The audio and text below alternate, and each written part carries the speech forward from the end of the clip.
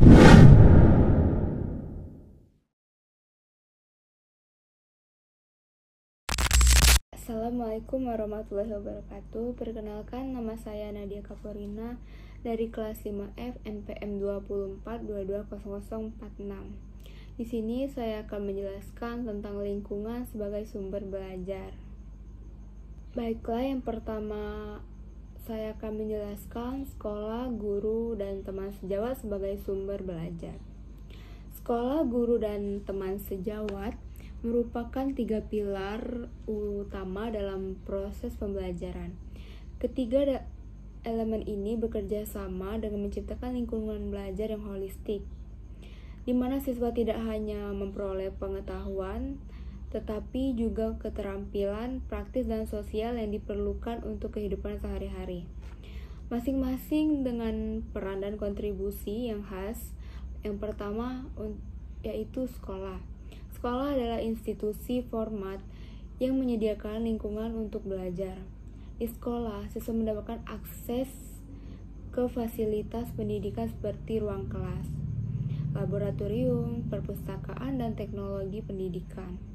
Kurikulum yang terstruktur memberikan arah pembelajaran yang sistematis dan berjenjang, serta menyediakan ruangan yang pengembangan dan pengetahuan, keterampilan, serta karakter. Lalu yang kedua yaitu guru. Guru berperan sebagai fasilitator, mentor, dan sumber utama ilmu pengetahuan. Mereka tidak hanya menyampaikan materi, tetapi juga membantu siswa memahami konsep, berpikir kritis, dan mengembangkan keterampilan sosial. Guru dapat menyesuaikan metode pengajaran sesuai dengan kebutuhan individu siswa, memberikan bimbingan, dan menjadi panutan dalam membangun karakter. Lalu yang ketiga itu ada teman sejawat. Teman sejawat atau rekan siswa juga merupakan sumber belajar yang penting dalam interaksi sehari-hari. Siswa dapat saling berbagi pengetahuan, pengalaman, dan perspektif yang berbeda. Diskusi kelompok, kerja sama tim, dan kolaborasi dalam proyek membantu meningkatkan keterampilan sosial dan komunikasi, serta memperkuat pemahaman konsep melalui pembelajaran bersama. Lalu selanjutnya saya akan menjelaskan tentang lingkungan sebagai sumber belajar. Lingkungan sebagai sumber belajar merupakan konsep yang merujuk pada segala sesuatu di sekitar individu yang dapat memberikan pengetahuan, keterampilan, atau pengalaman yang bermanfaat untuk pembelajaran. Lingkungan ini bisa mencakup alam, masyarakat, budaya, teknologi, serta berbagai aspek kehidupan sehari-hari yang dapat mempengaruhi dan memperkaya proses belajar seseorang.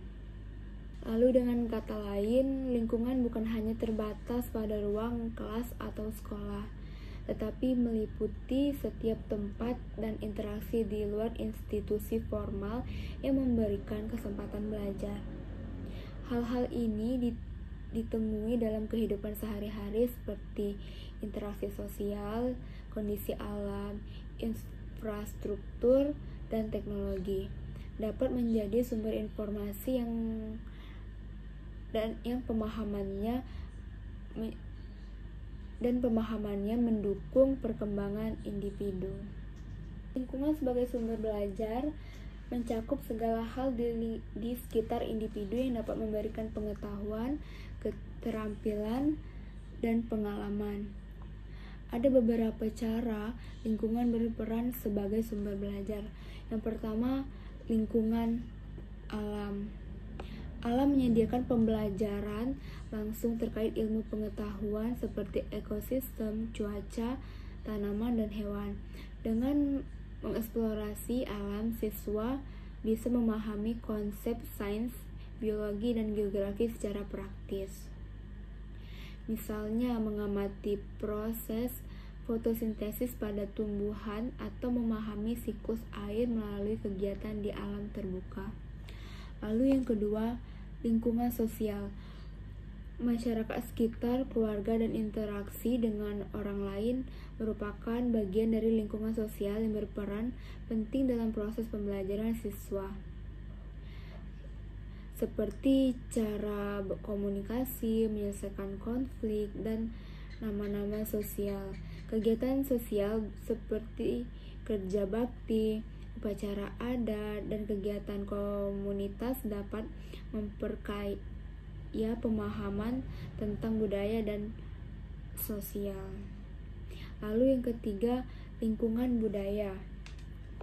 Lingkungan budaya memberikan kesempatan untuk belajar tentang nilai, tradisi, bahasa, seni, adat, sejarah, atau yang lainnya. Misalkan melalui partisipasi dalam kegiatan budaya atau perayaan tradisional, seseorang dapat memahami identitas dan sejarah komunitasnya. Seni dan tradisi lokal juga bisa memberikan wawasan tentang kreativitas dan ekspresi manusia. Lalu lingkungan fisik. Lingkungan fisik seperti bangunan, fasilitas umum, transportasi, dan infrastruktur kota juga menjadi sumber belajar. Misalnya arsitektur, gedung atau tata ruang kota mengajarkan tentang konsep desain, fungsi ruang, dan perencanaan perkotaan. Lalu yang kelima, lingkungan keluarga. Lingkungan keluarga merupakan lingkungan pertama dan paling dasar di mana seseorang belajar nilai-nilai kehidupan, norma, dan cara berinteraksi. Orang tua dan anggota keluarga lainnya menjadi contoh nyata dari bagaimana menghadapi tentang hidup, mengelola emosi, dan membuat keputusan. Lalu yang terakhir, lingkungan teknologi. Dengan perkembangan teknologi, internet, dan media sosial menjadi bagian dari lingkungan belajar. Sumber-sumber belajar digital seperti kursus online, artikel, video, hingga interaksi di platform media sosial memberikan kesempatan luas bagi siapa saja untuk belajar di mana saja dan kapanpun. Keseluruhan aspek lingkungan ini memberikan berbagai pengalaman nyata yang memungkinkan individu untuk belajar dari konteks yang lebih luas, menggabungkan pengetahuan akademis dengan keterampilan hidup dan pengalaman praktis.